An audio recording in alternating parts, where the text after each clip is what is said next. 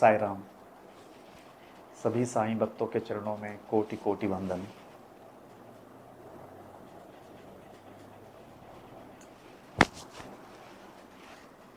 हर हफ्ते की तरह इस हफ्ते भी एक टॉपिक लेकर आया हूँ।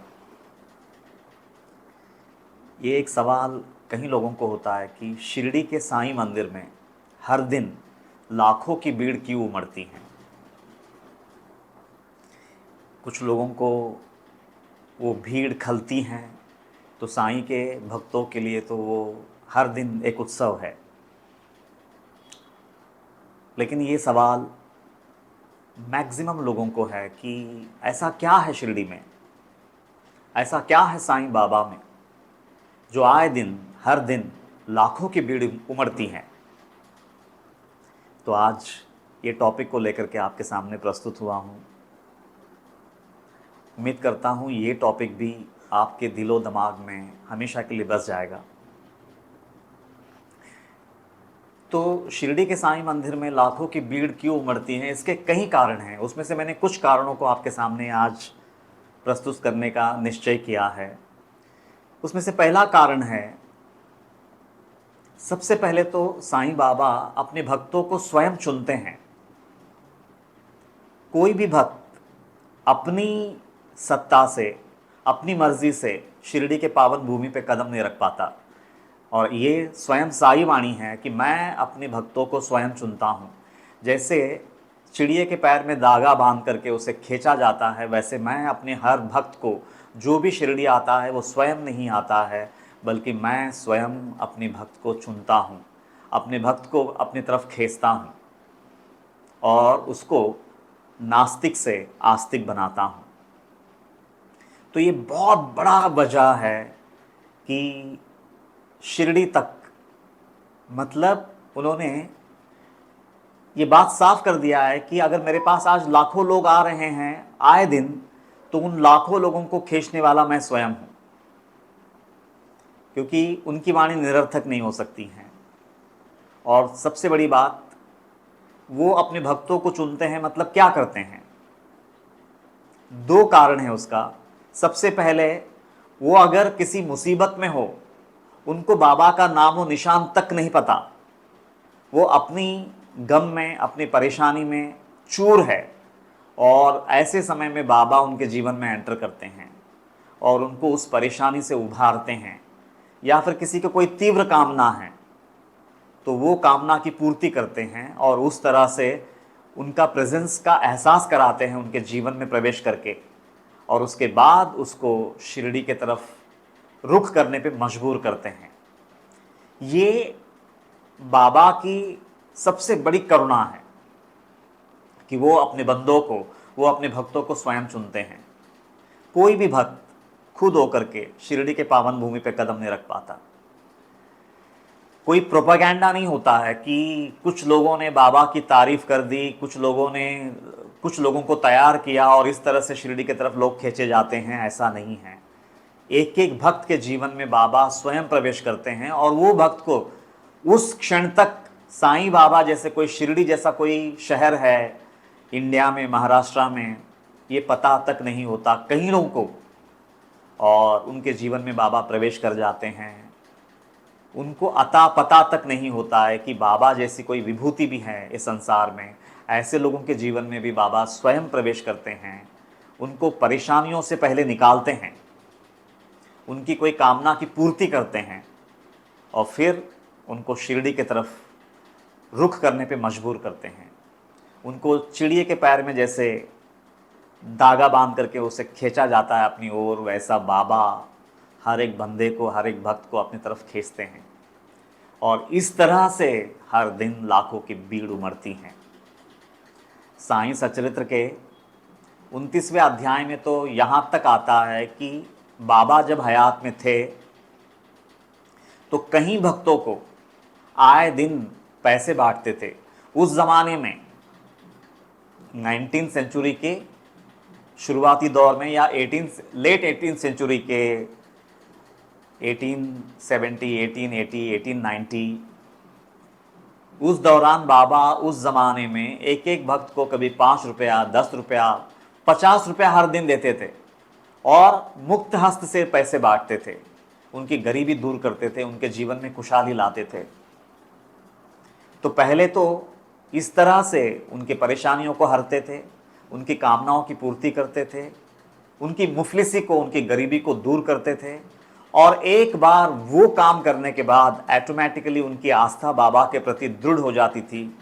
और जैसे ही वो बाबा के करीब आते थे, बाबा बाबा करने लगते थे, और फिर बाबा उस अवसर का फ़ायदा उठाते हुए उनको पता तक नहीं चलने देते थे कि उनको कब वो सकाम भक्त से निष्काम भक्ति की तरफ उनका रुझान बढ़ा दिया बाबा ने। वो भक्त को पता तक नहीं चलता था। मतलब एक सकाम भक्त को निष्काम बना करके उसको परमार्थ की तरफ उसका रुख कर देते थे। तो इतनी बड़ी अनुकंपा, इतनी बड़ी करुणा अगर किसी संत में, सदगुरु में, किसी अवतारी में हो, तो फिर आए दिन लाखों की भीड़ क्यों ना उमड़े। अगर इतनी करुणा अगर कोई दिखा रहा है कि वो बंदा अपने गम में, अपनी परेशानी में चूर है, मस्त है, पूरी तरह से डूबा हुआ है, ऐसे बंदों के जीवन में प्रवेश करना, उनकी उन तकलीफ़ों में निजात देना, और फिर बाद में उसकी आस्था को दृढ़ करके अपनी तरफ खींचना, और फिर उसको अपनी भक्ति में ले लेना।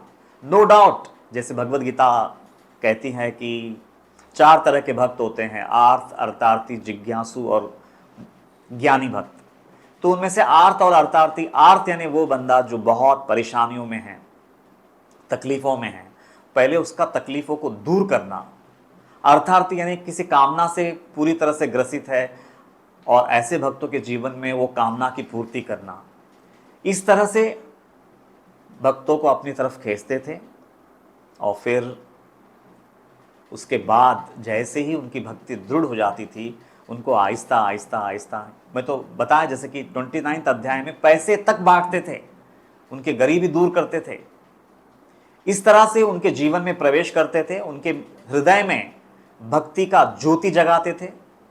और जब वो भक्ति में लग जाते थे, नो डाउट वो शुरुआत सकाम भक्ति से होती है, स्वार्थपूर्ण भक्ति से होती है, लेकिन वो बंदे को पता तक नहीं चलता है कि कब बाबा उसको निष्काम भक्ति की तरफ मोड़ दिया। तो उसकी भक्ति को निष्काम बना करके परमार्थ का रुझान, फिर वो जो सेकंड थर्ड जो किस्म का भक्त है, जिज्ञासु और ज्ञानी भक्त बनाते थे। तो ये कवायद है, इतनी लंबी कवायद, एक भक्त को ज्ञानी भक्त बनाने के लिए उसके जीवन में प्रवेश करना, उसकी तकलीफ़ों से उसको निजात देना, उसकी कामनाओं की पूर्ति करना, उसकी गरीबी है तो उसकी गरीबी को मिटाना, हर तरह से उसकी सुख सुविधाओं का ख्याल रखते हुए पहले उसको अपनी भक्ति में ले लेना, और फिर बाद में वो सकाम भक्ति को निष्काम भक्ति और परमार्थ की तरफ उसको मोड़ देना। इतनी लंबी यात्रा एक भक्त के जीवन में बाबा तय करते हैं। और अगर इतना श्रम एक सद्गुरु, एक संत, एक अवतारी अगर अपने सर पे लेते हैं बंदों का उद्धार करने के लिए, तो आप अंदाज़ा लगाइए फिर क्यों लाखों की भीड़ नहीं उमड़ेगी। मतलब शिरडी में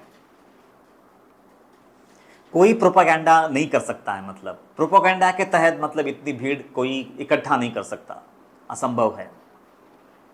तो ये ताकत है वो मसीहा की, ये ताकत है वो उस अवतारी की, ये ताकत है वो परब्रह्म तत्व ज्ञानावतार का।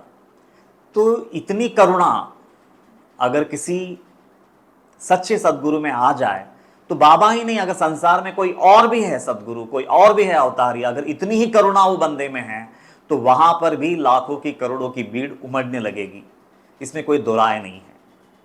तो ये पहला कारण है कि इतनी करुणा दिखाते हैं कि उनको पता तक नहीं है उनके जीवन में प्रवेश करना, उनको अपनी भक्ति में लेना, तकलीफ़ों से उनको निजात दिलाना, और फिर उनकी कामनाओं की पूर्ति करना, उनकी मुफलिसी को मिटाना, उनकी गरीबी को मिटाना।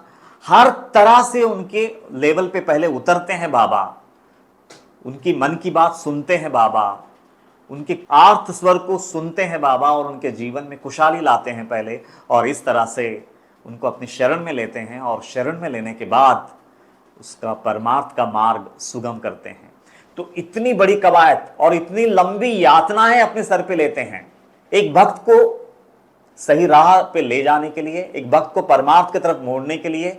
इतनी लंबी यातनाएं हैं, इतनी प्रखर यातनाएं अपने सर पे लेते हैं, इतना झंझट पालते हैं, तब जाकर के आज लाखों की भीड़ उमड़ रही है। बेवजह नहीं उमड़ रही है, बड़ा गहरा कारण है।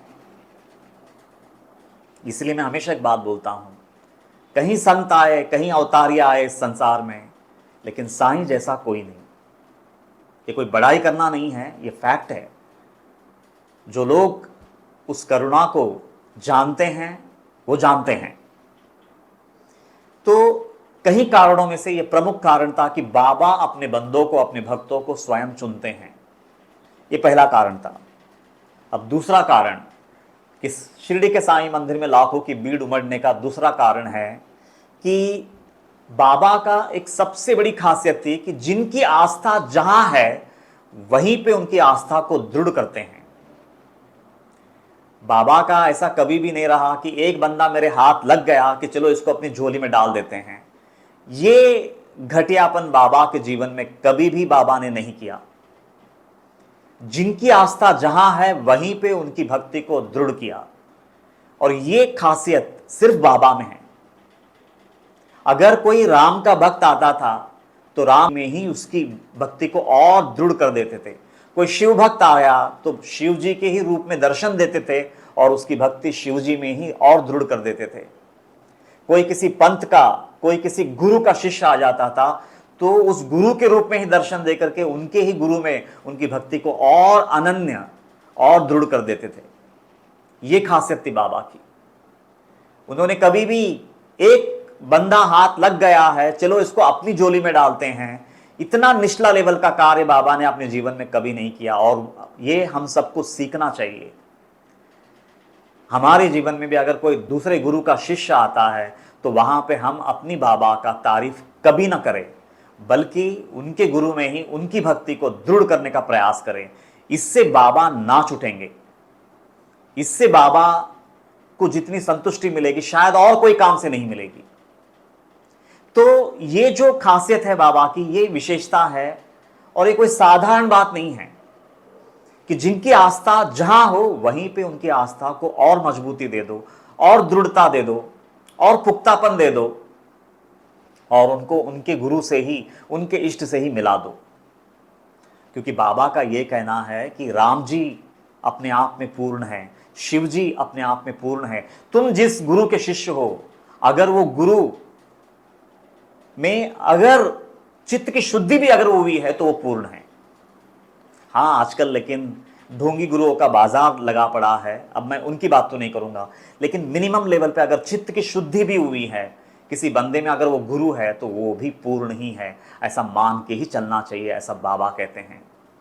तो उन्होंने कभी भी, एक बंदा उनके जीवन में आया तकार, और बाबा ने उनके जीवन में जाकर के उसकी परेशानियां मिटा दी, उसकी कामना की पूर्ति कर दी, उसकी मुफलिसी, उसकी गरीबी को दूर कर दी। और फिर ये बंदा अब मेरे हाथ लग गया है चलो इसको मैं अपनी झोली में डालता हूं, ये काम कभी नहीं किया। उल्टा वापस उनके इष्ट में ही उसकी भक्ति को दृढ़ किया, उसी के गुरु में ही उसकी निष्ठा को और दृढ़ किया, उसको वापस वहां पे भेजा।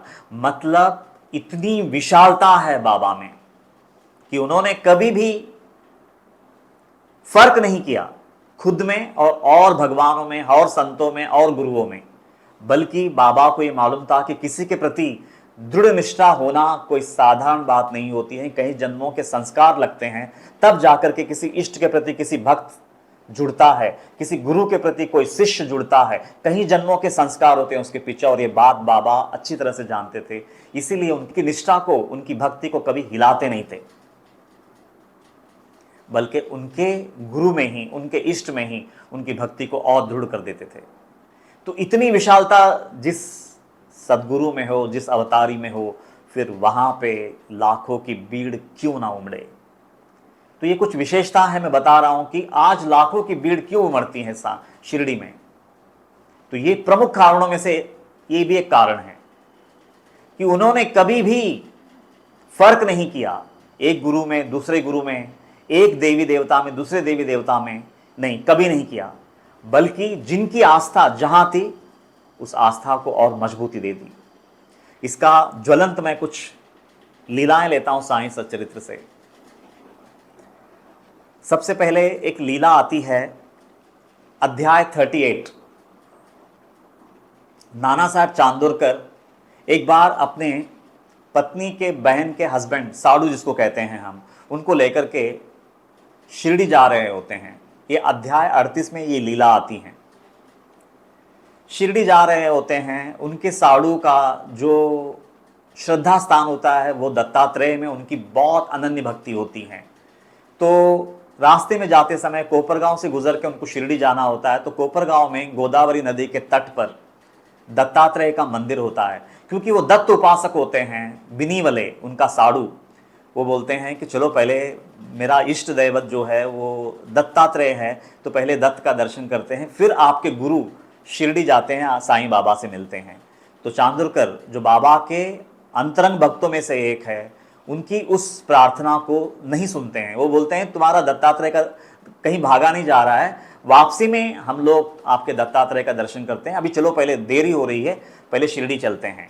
तो अपने गुरु को बड़ा कर देते हैं चांदोरकर, क्योंकि बाबा के प्रति उनकी निस्सीम भक्ति होती है चांदोरकर की। तो वो अपने गुरु के प्रति भक्ति को उनके सामने ज़्यादा ही पुरजोर तरीके से व्यक्त करते हैं और बिनीवले को जबरदस्ती उनके उपास्य दत्तात्रेय का दर्शन कराए बगैर वो शिरडी ले जाते हैं अपने गुरु का दर्शन करवाने के लिए। और जैसे ही द्वारका माई में कदम रखते हैं, बाबा चिल्लाते हैं चांदोरकर पे, इतने सालों से तू मेरे साथ रहा, इतने सालों का सहवास हुआ तुझे मेरा, इतने सालों का सत्संग में रहा तू मेरे, लेकिन तू आज भी मेरे हृदय को समझ न सका। तुझसे क्या गलती हुई है, तुझे मालूम है? ऐसा बाबा पूछते हैं चांदोरकर से। तो चांदोरकर बोलते नहीं बाबा, नहीं नहीं, मैं समझ में आया। अच्छा तू कैसे आया मुझे बता, तू कोपरगांव कैसे आया, नदी कैसे क्रॉस किया, कैसे तू यहाँ पे पहुंचा, क्या हुआ रास्ते भर में? उस वक्त फ्लैश कर जाता है नाना साहब चांदोरकर के कि वो माय गॉड, मैंने इतनी बड़ी गलती कर दी है। बिनीवले का उपास्य दैवत दत्तात्रेय था और मैंने उनको उनका दर्शन करने नहीं दिया, इसीलिए शायद बाबा मुझसे रुष्ट है। तो बाबा बोलते हैं ठीक है, अब तेरे समझ में आया। और वहाँ पे बाबा बोलते हैं जब तू नदी पार कर रहा था तो एक कांटा तेरे पैर में चुभ गया था, याद होगा? तो बोलता हाँ बाबा, पैर में कांटा लग गया था। तूने इतनी बड़ी गुनाह की थी ना कि उसका उपास्य दैवत को तूने मतलब दर्शन नहीं लेने दिया, और तू मेरा गुरु के पास चल करके तू जो उसका हाथ पकड़ के बलात् मेरे पास लाया, उसके चलते वो कांटा मैंने ही तेरे पैर में चुभोया था।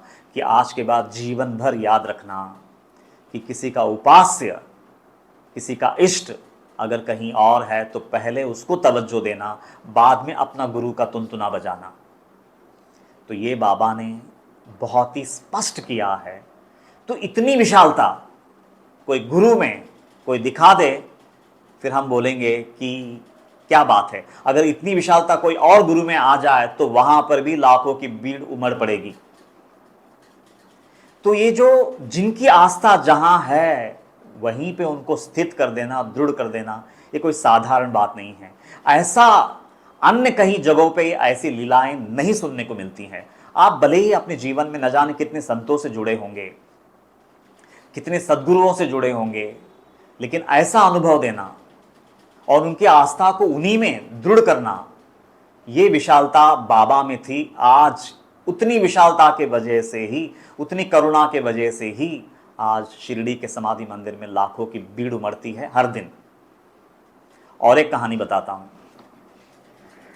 12वां अध्याय की ये कहानी है। मूले शास्त्री एक हिंदू संप्रदाय से बिलोंग करते हैं, पूरी तरह से ब्राह्मण हैं, कर्मनिष्ठ ब्राह्मण हैं, कर्मकांड में बहुत ही आस्था है उनकी, और वो बाबा को एक मुस्लिम फकीर समझते हैं। ये बाबा जब हयात में थे उस वक्त की घटना है। बाबा को एक मुस्लिम फकीर समझते हैं और बोलते हैं कि मुस्लिम का दर्शन करने के लिए कैसे जाएं। और फिर वो आखिर में अपने मित्रों से कहते हैं कि मैं आऊँगा तो सही, मैं लेकिन दूर से दर्शन करूँगा, मैं उन्हें छूऊंगा नहीं, और दूसरी बात मैं उन्हें दक्षिणा नहीं दूंगा। तो मित्र कहते हैं कोई ज़बरदस्ती नहीं करेगा आपको, आप चलिए, मतलब दरबार में दर्शन तो कीजिए। और जाते हैं सब लोग, मतलब वहाँ पे बाबा की आरती चल रही होती हैं, सब लोग पुष्पांजलि मतलब बाबा पे बरसाते रहते हैं। तो ये भी पुष्पांजलि जब बाबा पे बरसाने लगते हैं तो बाबा की छवि वहाँ से निकल जाती है, और उनके गुरु घोलप स्वामी, जिनके चरणों में वो अनुरक्त रहते हैं, जिनके चरणों में उनकी अनन्य भक्ति रहती हैं, वो गुरु गोलप स्वामी साक्षात वहाँ पे प्रकट हो जाते हैं बाबा के जगह पे। मतलब गुरु गोलक स्वामी के ही रूप में बाबा उनको दर्शन देते हैं। और जैसे ही वो गुरु को देखते हैं अपना, उनकी भक्ति जो है उमड़ पड़ती हैं और जा कर के बाबा के चरणों में पूरी तरह से लिपट करके रोने लगते हैं। तो देखो वहाँ पर भी बाबा ने उनके गुरु के रूप में दर्शन दे करके उनकी भक्ति उनके गुरु में ही स्थित कर दिया, दृढ़ कर दिया। तो ऐसे सैकड़ों कहानियां हैं। और एक कहानी है, अध्याय 26, भक्त पंत। एक बार कुछ उनके मित्र शिरडी में मतलब बाबा से जुड़े हुए होते हैं, तो बोलते हैं आप चलिए हमारे गुरु का दर्शन कीजिए। तो बोलता है नहीं नहीं, मैं ऑलरेडी अपने गुरु से मतलब मैं दीक्षा ले चुका हूँ, मुझे किसी और गुरु से जाकर के मतलब मिलने की ज़रूरत नहीं है। तो आखिर में कुछ उसके रिश्तेदार भी उन्हें मिलते हैं, बहुत आग्रह करते हैं अपने गुरु से ही जुड़े रहना, लेकिन हमारे गुरु का भी दर्शन कीजिए, किसी तरह से उसको मना लेते हैं। तो आखिर में बड़े बोझल मन से बोलते हैं नहीं, मैं पहले जा कर के अपने गुरु से मैं आज्ञा लेता हूँ, अगर वो आज्ञा देते हैं मुझे तो मैं आपके शिरडी में आकर के आपका साईं बाबा का दर्शन करूँगा। तो आखिर में अपने गुरु के पास जाते हैं, आज्ञा लेते हैं। तो गुरु की आज्ञा होती है कि जाओ जाके दर्शन कर लो। तो पैसे नहीं होते हैं तो उधार लेकर के शिरडी जाते हैं और बाबा के सामने जब नतमस्तक होते हैं द्वारका माई में मस्जिद में, तो बाबा को देखते ही चक्कर आके गिर जाते हैं। चक्कर आके गिर जाते हैं तो थोड़ी देर के बाद उनको पानी का छिड़काव करते हैं उनके मुख पे, तो उठ के खड़े हो जाते हैं। जैसे ही उठ के खड़े हो जाते हैं कि वो बाबा को नहीं देखते हैं, वहाँ पे वो अपने गुरु के प्रति उनकी भक्ति जो है वो अनंत गुना बढ़ जाती है।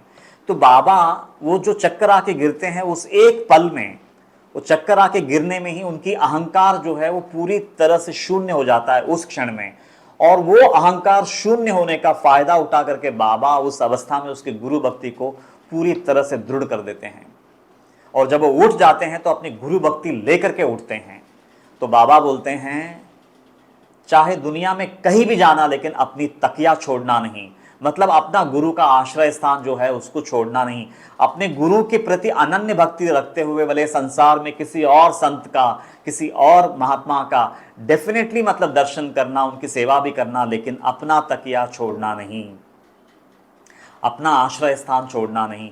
तो बाबा वो एक क्षण के लिए जो मूर्छित हो जाते हैं, बेहोश होकर गिर जाते हैं, उस एक क्षण में वो निरहंकारता को उपलब्ध हो चुके होते हैं। उस क्षण का फायदा उठा करके बाबा उसके गुरु की भक्ति जो है वो अनंत गुना बढ़ा करके उसको उठाते हैं वो मूर्छा से, और हमेशा के लिए अपने उसके गुरु के चरणों में उसको स्थित कर देते हैं। और ऊपर से ये भी बोलते हैं कि कर्जा लेकर के यहाँ आने की ज़रूरत क्या थी। मतलब उसको वो भी अनुभव देते हैं कि कभी भी किसी संत के दर्शन के लिए, महात्माओं के दर्शन के लिए कर्जा करके नहीं जाना चाहिए। ये भी सीख वो बंदे को देते हैं कि मेरे तक तू कर्जा लेकर के आया, मुझे नहीं अच्छा लगा। इतनी विशालता अगर किसी सद्गुरु में हो, किसी संत में हो, किसी अवतारी में हो, तो फिर वहाँ पे आए दिन हर दिन लाखों की भीड़ क्यों ना उमड़े। तो ये दूसरा कारण था कि जिस भक्त की जहां आस्था होती थी वो आस्था में बाबा कभी छेड़खानी नहीं करते थे, क्योंकि बाबा इतने विशालत्व को उपलब्ध हो चुके थे कि तू जिस नाम में, जिस रूप में, जिस परमात्मा में तू अगर तेरी आस्था है, मैं तुझे वहीं पे मतलब तेरी भक्ति को दृढ़ कर देता हूं। क्योंकि मेरा अस्तित्व जो है वो चराचर में, मैं पूरे ब्रह्मांड में व्याप्त हूँ। सभी भगवान के रूप जो हैं वो मेरे ही हैं। ये बाबा का अनुभव ज्ञान था, इसीलिए बाबा को वो करने में कभी भी हानाकानी नहीं हुई, क्योंकि उतनी विशालता को बाबा उपलब्ध हो चुके थे। इसीलिए जिनकी आस्था जहां होती थी वहीं पे उनको स्थित करते थे, दृढ़ कर देते थे। कई प्रमुख कारणों में से ये एक प्रमुख कारण, जिनकी आस्था जहां होती थी वहीं पे उनकी भक्ति को अनंत गुना बढ़ा देते थे। इतनी विशालता। इसीलिए आज बाबा जैसे बोलते हैं ना कि जब बाबा हयात में थे तो कहीं अपने भक्तों को बोलते थे, जब मैं ये शरीर छोड़ के भी जाऊंगा ना तो चींटियों की तरह तांता लगेगी भीड़ की। मतलब मेरे दरबार में लाखों की भीड़ उमड़ पड़ेगी हर दिन। ये बाबा की वाणी थी और आज वो वाणी सच हो रही है। और जब तक बाबा में उतनी विशालता है, संसार की कोई ताकत उस भीड़ को रोक ना पाएगी। हाँ, ये अलग बात है कि हम अगर उतने गहराई को अगर हम नहीं समझते हैं, उनके आध्यात्मिक पहलू को अगर हम नहीं समझते हैं, केवल अगर बाबा के नाम पे अगर हम बिजनेस ही करेंगे, तो फिर पता नहीं किसी दिन बाबा ही अगर रुष्ट हो जाए। जैसे कि बाबा 42 अध्याय में एक बात बोलते हैं कि ये तेली तांबोलियों से मैं तंग आ चुका हूं, ये स्वार्थपूर्ण भक्तों से मैं तंग आ चुका हूं, मैं शिरडी छोड़ के जा रहा हूं।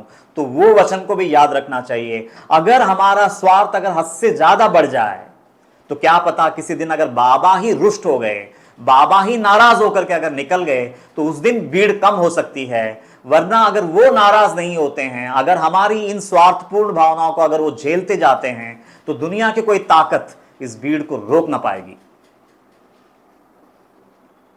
हाँ, मैं वो वचन भी बता देता हूं। किसी दिन अगर बाबा ही, हद हो गई तुम लोगों की स्वार्थता की, अगर ऐसा मान करके अगर बाबा ही रूठ गए और बाबा ही अगर शिरडी छोड़ दिए, तो फिर बात अलग है। फिर तो कोई दुनिया की ताकत मतलब फिर वो भीड़ को ला भी ना पाएगी। अभी भी अगर भीड़ पूरी उमड़ रही है तो बाबा की सत्ता है, और या फिर जिस दिन बाबा ही रुष्ट हो जाएंगे, नाराज हो जाएंगे, तो शायद उस दिन वो भीड़ पे असर हो सकता है। तो ये बात भी इसलिए बाबा का स्वार्थपूर्ण भक्ति के साथ साथ है ना, बाबा की मर्जी, बाबा का आध्यात्मिक पहलू को भी समझना चाहिए। केवल स्वार्थ साधने के लिए नहीं आए हैं, वो सद्गुरु है, वो अध्यात्म में प्रवेश दिलाने के लिए आए हैं, हमें मोक्ष मार्ग पे ले जाने के लिए आए हैं। यहां तक कि वो मोक्ष मार्ग पे ले जाने के लिए वो हमारी आर्तता को दूर करते हैं, हमारी अर्थार्थिति को दूर करते हैं, हमें मुसीबतों से उभारते हैं, हमारी कामनाओं की पूर्ति करते हैं, हमारी गरीबी को मिटाते हैं। वो हर तरह से हमें सुख संपन्न बनाते हैं ताकि हम उनकी भावना को समझ सकें। उनकी प्यास यही है कि किसी दिन हम उनके आध्यात्मिक राह पे निकल पड़ेंगे, और बाबा जिस मकाम पे हमें देखना चाहते हैं उस मकाम को हम किसी दिन पाएंगे। तो ये पहलू को अगर हमने पूरी तरह से दरकिनार कर दिया और केवल स्वार्थ के दम पे अगर हम बाबा से जुड़े रहे, तो फिर क्या पता 42वां अध्याय का अगर वो वचन बाबा ने कार्यार्थ में लाया, तो उस दिन से डेफिनेटली भीड़ घटने लगेगी। तो बाबा के आध्यात्मिक पहलू को नजरअंदाज नहीं कर सकते हैं। हां, अगर बाबा ने अगर वैसा खुद अगर बाबा का रुझान बनता है, वो खुद नाराज होकर निकलते हैं, तो भीड़ पे असर हो सकती है। जब तक बाबा करुणा दिखाते हैं हम पे, तो दुनिया की कोई ताकत उस भीड़ को रोक ना पाएगी। तो आज भीड़ अगर उमड़ भी रही है तो उसके पीछे वजह बाबा है। कल को अगर भीड़ घटेगी भी तो उसके पीछे भी बाबा ही होंगे। बाबा जिस दिन नाराज होकर के निकलेंगे शिरडी से, उस दिन भीड़ घटेगी, उससे पहले नहीं। और वैसे भी बोलते हैं कि वसुधैव कुटुंबकम बोला है, तो बाबा ने उस वचन को जी के दिखाया है कि ये पूरा ब्रह्मांड जो है ये मेरा परिवार है। 33 कोटि देवी देवता जो है वो मुझी में बसते हैं, उन सब में मैं ही बसता हूं, वो सब मेरे ही रूप है। इतनी विशालता अगर ना हो तो ऐसा अनुभव कोई दे ही नहीं सकता, कोई नहीं दे सकता। और देखिए, कहते हैं कि बहुत कम सद्गुरु ऐसे होते हैं जिनमें अष्ट सिद्धियां और नौ निधियां मतलब दासी बनकर के उनकी चाकरी करती हैं, उनकी सेवा करती हैं। तो ऐसे महानतम विभूतियों में बाबा का नाम शुमार होता है। अष्ट सिद्धियां और नव निधियां जो है दासियां बनकर के उनके चरणों में मतलब कार्यरत रहती थी 24/7। तो उन अष्ट सिद्धियों को, उन नवनिधियों को बाबा ने कितना बेहतरीन तरीके से इस्तेमाल में लाया। एक बंदे को मतलब है ना, सबसे पहले तो उस अभी अष्ट सिद्धियों को इस्तेमाल में लाते थे उनका दुख दूर करने के लिए, उनकी कोई कामना की पूर्ति करने के लिए, उनकी मुफलिसी को मिटाने के लिए। तो उन अष्ट सिद्धियों को, उन नवनिधियों को इस तरह से खर्च करते थे और फिर बाद में उसको परमार्थ की तरफ मोड़ देते थे। तो इतना बेहतरीन तरीके से उन अष्ट सिद्धियों को, नवनिधियों को अगर जो इंसान इस्तेमाल में लाता है, जो अवतारी पुरुष इस्तेमाल में लाता है, इतनी खूबी से उनका इस्तेमाल करता है, तो फिर लाखों की भीड़ हर दिन शिरडी के साईं मंदिर में क्यों ना उमड़े। तो ये था दूसरा कारण। अब तीसरा कारण कि शिरडी के साईं मंदिर में लाखों की भीड़ क्यों उमड़ती है। और ये सबसे बड़ा कारण है कि वो भक्तों को ही भगवान मानते थे। बहुत अजीब बात है, हर आने वाला भक्त जो उनके चरणों में समर्पित होने आता था उनको भगवान का रूप मानते थे, बल्कि भगवान ही मानते थे और उनके चरणों में नतमस्तक हो जाते थे। ये खूबी संसार के किसी सद्गुरु में सुनने को नहीं मिलता कि जो भक्त उनका दर्शन करने आ रहा है उनको ही भगवान मान करके उनके चरणों में नतमस्तक हो जाना। मतलब अद्वैत को अगर किसी ने जी के दिखाया है पूरे ब्रह्मांड में तो साईं बाबा है। यही है अद्वैत। और अद्वैत बोला नहीं है जबान से, बल्कि जी के दिखाया कि मेरे सामने जो लोग नतमस्तक होकर के कतार में खड़े हैं मेरे दर्शन के लिए, वो सब भी भगवान का ही रूप है और वो अपने आप को उनके चरणों में न्यौछावर कर देते थे। मैं है ना कुछ एक दो ओवियां हैं, मैं वो लेता हूं तो अंदाजा आएगा कि मैं ये क्यों कह रहा हूं कि अध्याय 10 से हैं कि भक्तों को भगवान का दर्जा कैसे देते थे। जो भक्त कतार में खड़े रह करके बाबा से दर्शन की उम्मीद में लंबी कतारों में खड़े रहते थे और एक एक करके जब द्वारका माई में बाबा के समक्ष आकर के खड़े होते थे दर्शन के लिए, तो उन भक्तों को देख करके बाबा उनको कैसे संबोधित करते थे। ये कुछ ओवियां हैं साईं सच्चरित्र अध्याय 10 ओवी क्रमांक 91। बाबा उन भक्तों से क्या कह रहे हैं, ही एक तुमचीच कृपा मोठी जाली मज तुमचे पायाची भेटी। ये तुम्हारी ही कृपा है मेरे ऊपर कि मुझे तुम्हारे चरणों का दर्शन हो रहा है। एक अवतारी भक्तों से कह रहा है कि ये तुम्हारी ही कृपा है कि मुझे तुम्हारे चरणों का दर्शन हो रहा है।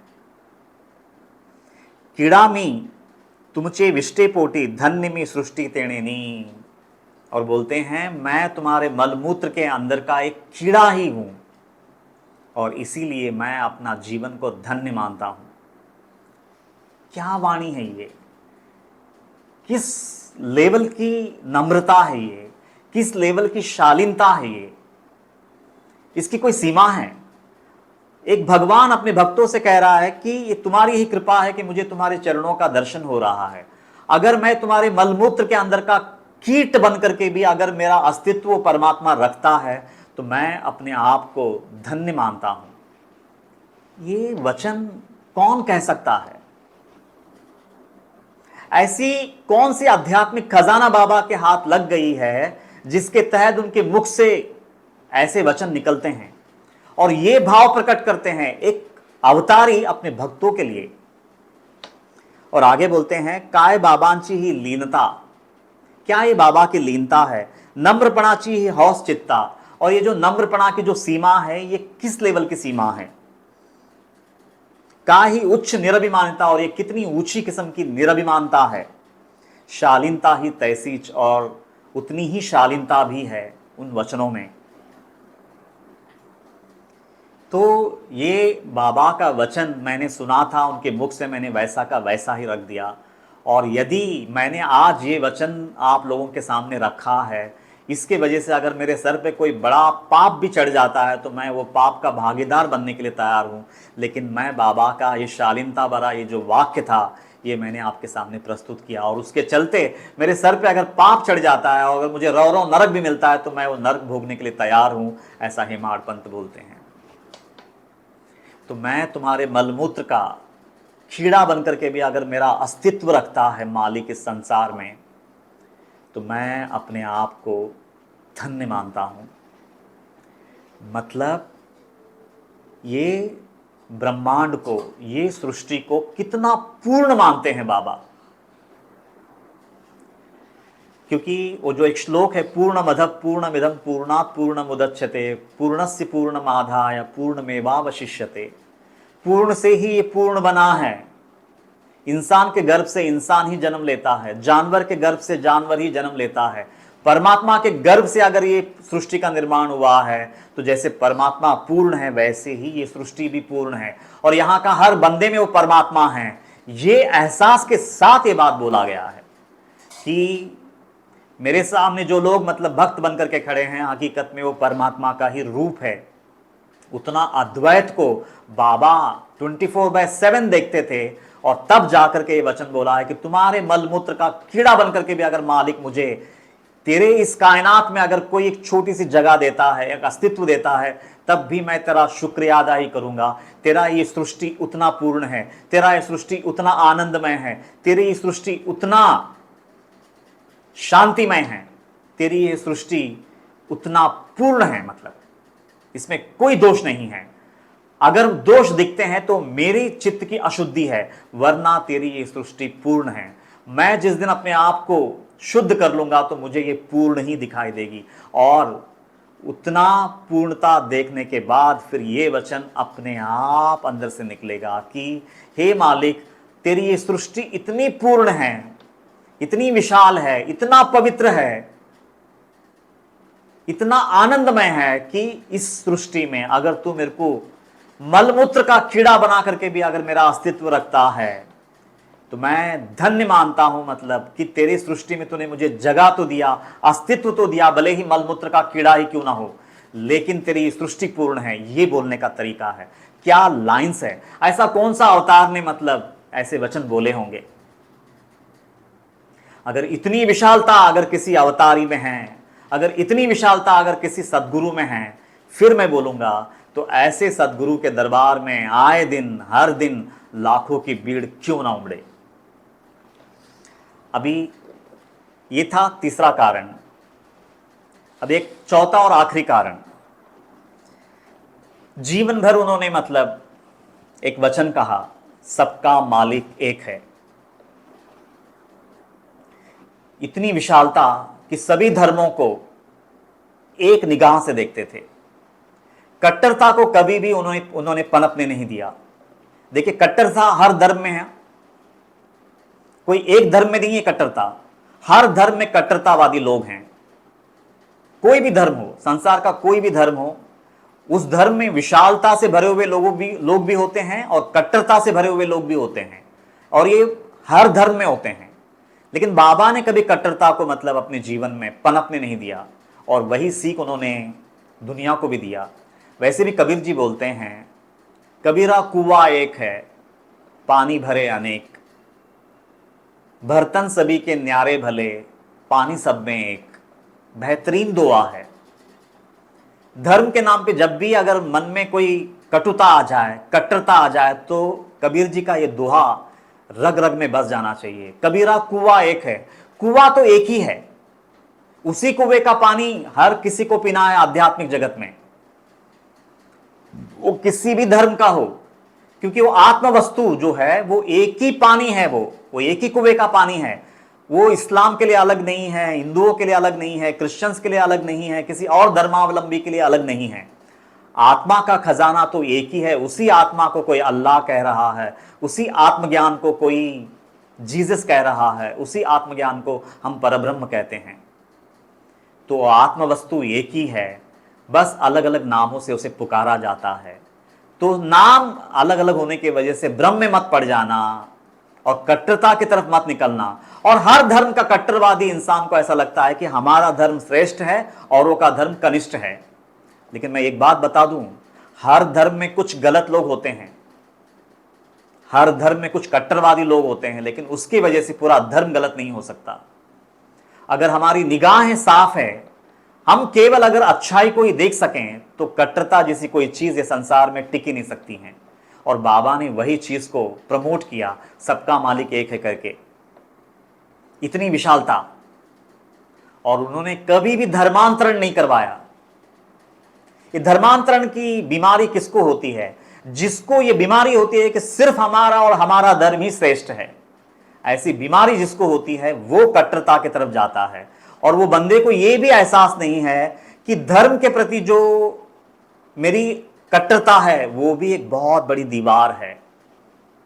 धर्म भी एक बहुत बड़ी दीवार है, उसको भी गिराना होता है, क्योंकि जब तक वो नहीं गिरता, वो आत्म वस्तु हमारे जीवन में प्रवेश ही नहीं कर सकती हैं।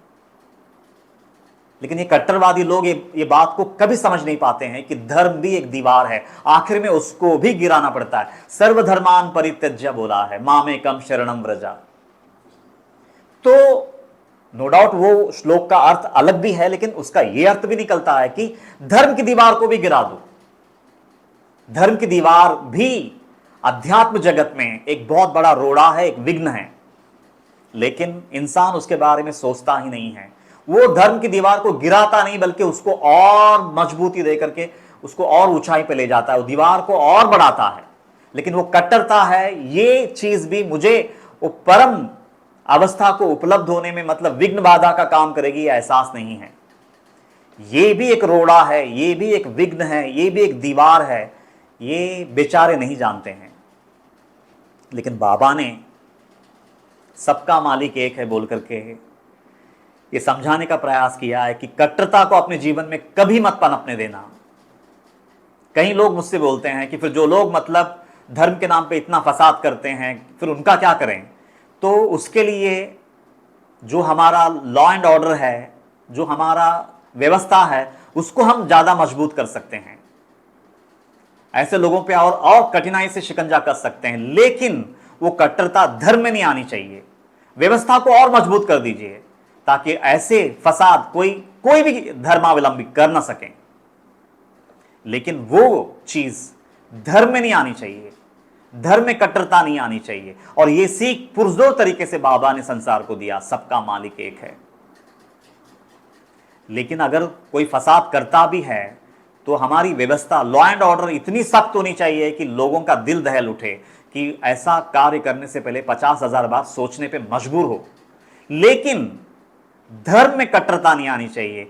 अगर हमारा जो धर्म है, हिंदू धर्म जो है, वो पूरा मानवता का धर्म है, उसमें अगर कट्टरता आ जाएगी तो पूरी दुनिया को जो हम रोशनी दे रहे हैं वसुदैव कुटुंबकम का, कहीं उस पर दाग न लग जाए। पूरी दुनिया में हम ही लोग ऐसे हैं, हमारा ही कंट्री, हमारा ही देश ऐसा है जहां पे हर तरह का धर्मावलंबी शान से जी रहा है, फल रहा है, फूल रहा है। और ये हमारी गरिमा है, ये हमारे लिए अभिमान का विषय है। और मालिक करे ये जब तक आकाश और जमीन है, ये देश ऐसा ही रहे, इसकी अखंडता ऐसी ही रहे। तो बाबा ने मतलब सबका मालिक एक है, ये जो स्लोगन सारी दुनिया को दिया, इतनी विशालता।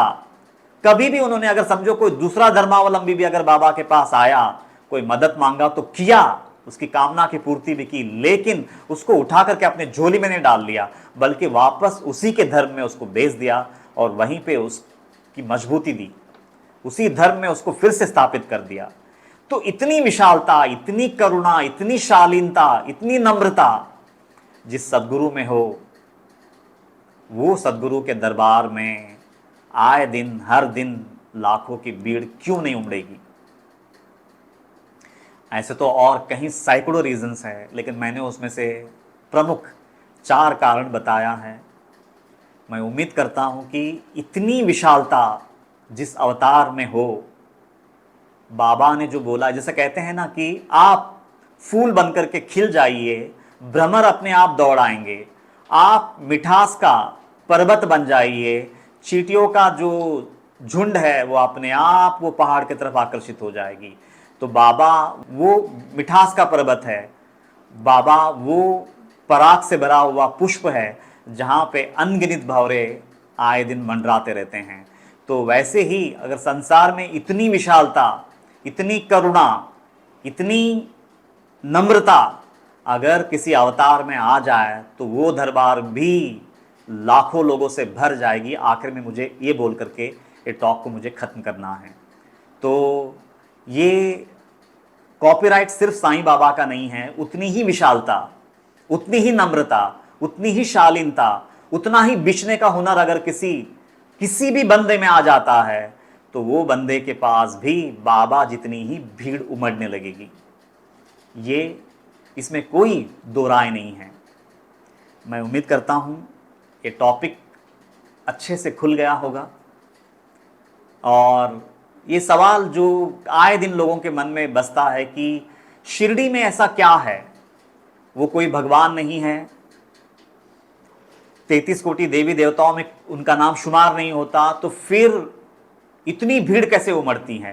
तो इतनी भीड़ इन कारणों से उमड़ती है। बस ये बोलना था।